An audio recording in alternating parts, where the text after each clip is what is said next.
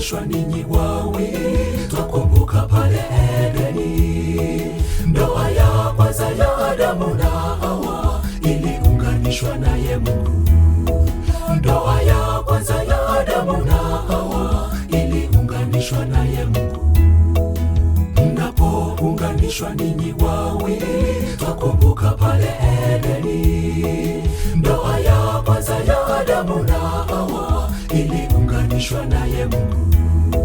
Ndoa ya kwanza ya Adamu na Hawa iliunganishwa naye Mungu.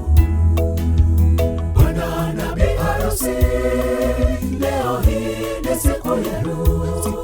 Ninyi sasa si wawili tena, bali ni mwili mmoja. Tunzeni ahadi zake Bwana hadi kifo kiwatenganishe. Tunzeni ahadi zake Bwana hadi kifo kiwatenganishe. Bwana na bi harusi, leo hii ni siku yenu. Ninyi sasa si wawili tena, bali ni mwili mmoja. Tunzeni ahadi zake Bwana hadi kifo kiwatenganishe. Tunzeni ahadi zake Bwana hadi kifo kiwatenganishe.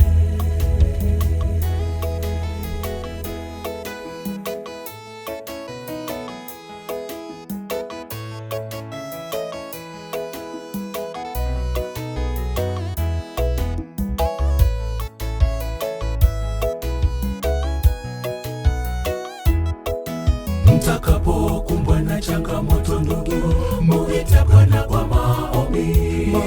Kamwe msimruhusu shetani aingie nyumba yenu na awavuruge. Kamwe msimruhusu shetani aingie nyumba yenu na awavuruge. Mtakapokumbwa na changamoto ndugu, muite Bwana kwa maombi. Kamwe msimruhusu shetani aingie nyumba yenu na awavuruge. Kamwe msimruhusu shetani aingie nyumba yenu na awavuruge. Bwana na bi harusi, leo hii ni siku yenu. Ninyi sasa si wawili tena, bali ni mwili mmoja. Tunzeni ahadi zake Bwana hadi kifo kiwatenganishe. Tunzeni ahadi zake Bwana hadi kifo kiwatenganishe. Bwana na bi harusi, leo hii ni siku yenu. Ninyi sasa si wawili tena, bali ni mwili mmoja. Tunzeni ahadi zake Bwana hadi kifo kiwatenganishe. Tunzeni ahadi zake Bwana hadi kifo kiwatenganishe.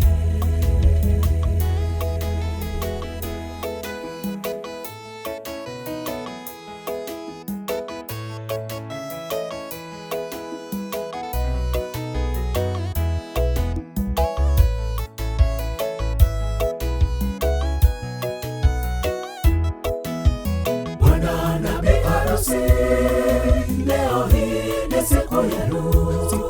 Ninyi sasa si wawili tena, bali ni mwili mmoja. Tunzeni ahadi zake Bwana hadi kifo kiwatenganishe. Tunzeni ahadi zake Bwana hadi kifo kiwatenganishe. Bwana na bi harusi, leo hii ni siku yenu. Ninyi sasa si wawili tena, bali ni mwili mmoja. Tunzeni ahadi zake Bwana hadi kifo kiwatenganishe. Tunzeni ahadi zake Bwana hadi kifo kiwatenganishe. Bwana na bi harusi, leo hii ni siku yenu. Ninyi sasa si wawili tena, bali ni mwili mmoja. Tunzeni ahadi zake Bwana hadi kifo kiwatenganishe.